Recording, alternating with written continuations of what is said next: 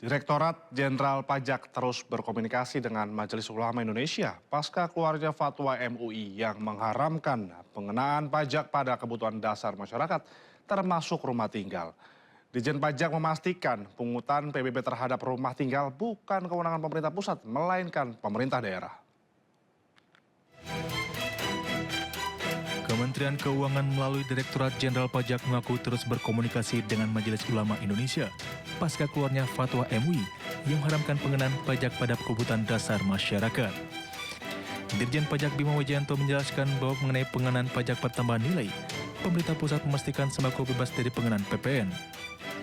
Sementara pengenaan pajak rumah khususnya PBB 2, pemerintah daerah yang lebih berwenang. Bima mengaku pemerintah pusat hanya mengenal PBB atas objek tanah dan bangunan yang digunakan oleh pelaku usaha di sektor-sektor tertentu seperti pertambangan, perkebunan, perikanan, hingga kehutanan. Kita kalau PPN itu kan sesuai, memang kalau barang kebutuhan masyarakat memang tidak ada PPN kalau misalnya. Terus kalau PBB, ya PBB kan dari pusat ke daerah. Jadi kebijakan, tarif, kenaikan dasar, semuanya di daerah. Kita juga sudah diskusi dengan MUI sebelumnya, jadi nanti coba kita tambah unit. Karena sebenarnya yang ditanyakan tuh PBB P2, pedesaan perkotaan, pemukiman itu di daerah. Di kami hanya PBB yang terkait dengan kelautan, perikanan, sama pertambangan, sama kehutanan. Seperti diketahui, fatwa MUI mengenai berbagai jenis pajak yang diharapkan tersebut merupakan hasil Musyawarah Nasional MUI ke-11 yang berlangsung pada 20 hingga 23 November 2025. MUI menekankan bahwa bumi dan bangunan yang dihuni tidak semestinya dikenakan pajak berulang sebagai bentuk penerapan prinsip pajak berkeadilan.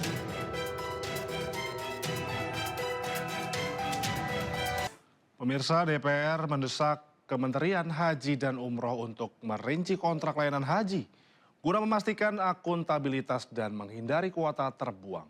Menteri Haji dan Umroh pun merespon dengan menjamin kuota haji fleksibel dan segera kirim tim layanan haji ke Arab Saudi. Rakor Komisi 8 DPR bersama Kementerian Haji dan Umroh mengevaluasi persiapan haji 2026. DPR mendesak transparansi total biaya penyelenggaraan haji. DPR juga menyoroti masalah pelunasan jemaah untuk memastikan kuota tidak terbuang sia-sia. Menteri Haji dan Umroh pun merespon dengan memastikan percepatan logistik dan menjamin kesiapan layanan transportasi udara lebih awal. Tim layanan akomodasi dan catering juga segera diterjunkan ke Arab Saudi. Terkait kuota, Menteri Haji dan Umroh menegaskan angkanya bersifat fleksibel. Disampaikan kepada Ibu sekalian bahwa kuota itu bukan angka mati, artinya tahun ini mungkin berkurang, tahun depan bisa naik, berfluktuasi sesuai dengan pendaftarannya masing-masing. Kemudian dalam waktu 2 hari, 3 hari ini akan tim layanan hotel catering kami akan segera ke Saudi untuk mengkasbiat beberapa tempat di sana. Ulama Indonesia atau MUI mengeluarkan fatwa haram pengenaan pajak untuk berbagai kebutuhan pokok masyarakat. Di antaranya sembako, rumah yang dihuni, hingga pajak gaji karyawan di bawah 7 juta. Fatwa itu dirilis dalam Munas MUI akhir pekan lalu. Hidup makin susah, harga pangan mahal, gaji pas-pasan, dan beli rumah pun tak terjangkau. Di tengah segudang kesulitan itu, Majelis Ulama Indonesia atau MUI merilis fatwa baru soal pengenaan pajak. Dalam Munas akhir pekan lalu, MUI menegaskan pajak hanya boleh dikenakan bagi warga yang mampu secara finansial. Dalam daftar fatwa baru, MUI mengharamkan pengenaan pajak bagi karyawan dengan penghasilan di bawah nisab zakat mal, yaitu 85 gram emas. Ketua MUI bidang fatwa Asrorun Ni'am menjelaskan batas nisab emas bisa jadi acuan penghasilan tidak kena pajak atau PTKP. Merujuk aturan Basnas, nisab 85 gram emas setara dengan 85 juta rupiah. Ini artinya karyawan dengan gaji 7 juta ke bawah tidak boleh dikenakan pajak. Selama ini dalam aturan perpajakan hanya karyawan bergaji 4,5 juta per bulan yang tidak dikenakan pajak penghasilan.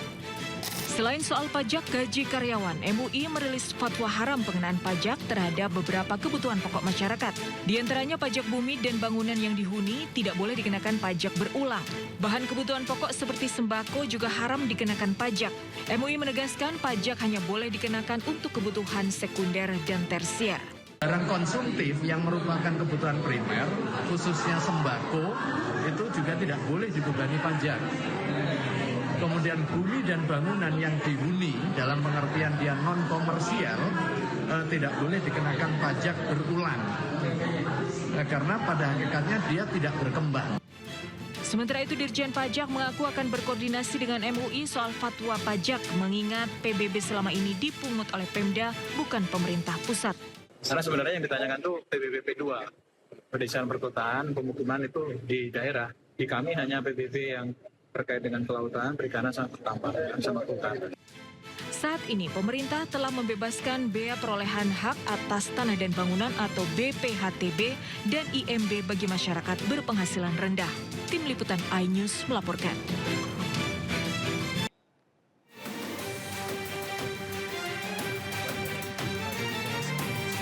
Satuan Tugas Penertiban Kawasan Hutan Satgas PKH menemukan bandara yang beroperasi di kawasan PT IMIP, Kabupaten Morowali, Sulawesi Tengah. PKH dalam Instagramnya mengungkapkan bandara ini beroperasi tanpa ada otoritas negara seperti bea cukai hingga imigrasi. Seluruh kru yang berada di bandara PT IMIP bukan merupakan otoritas negara. Meski bandara ini dibangun dari dana sendiri, Satgas PKH menekankan negara memiliki aturan yang harus ditaati. Karena dikhawatirkan akan bebas keluar masuk negara tanpa adanya pengawasan ketat.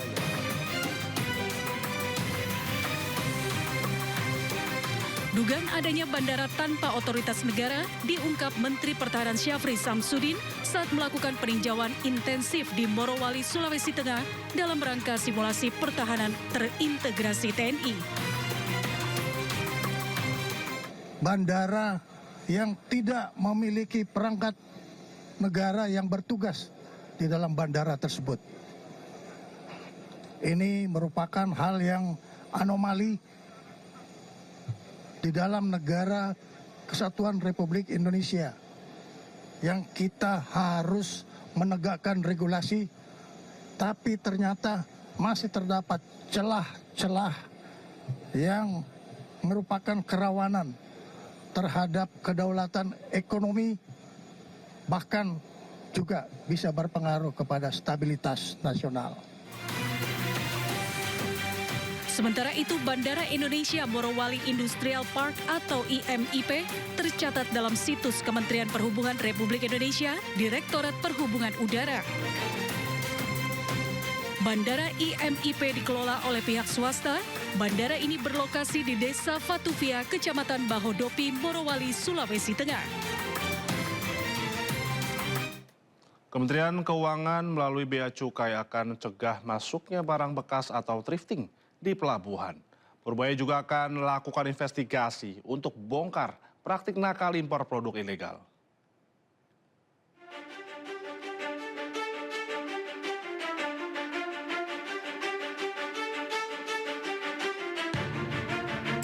Niat Purubaya mencegah masuknya barang pakaian bekas ilegal alias thrifting kian kuku. Menteri Keuangan itu mengaku akan lebih teliti agar semua barang ilegal tidak beredar di Indonesia. Purubaya bahkan berniat akan memasang mata lebih banyak agar tidak ada celah bagi barang ilegal masuk ke Indonesia. Salah satunya melakukan pengawasan di pelabuhan. Menteri Keuangan Purubaya juga akan melakukan investigasi untuk membongkar praktek nakal impor ilegal. Ya nanti kita cegat di pelabuhannya, kita periksa lebih teliti lagi. Kita akan investigasi lebih dalam dari kasus-kasus yang nyelundup, pasti kan ketahuan nanti siapa yang pengimportnya. Kalau dulu bisa lepas, ke depan nggak bisa lagi. Jadi memang kalau ilegal ya kita beresin. Sebelumnya dalam rapat dengar pendapat bersama Badan Aspirasi Masyarakat DPR RI, perwakilan pedagang thrifting Pasar Senen, Rifai Silalahi mengaku para pedagang membayar ratusan juta rupiah per kontainer ke oknum petugas di pelabuhan.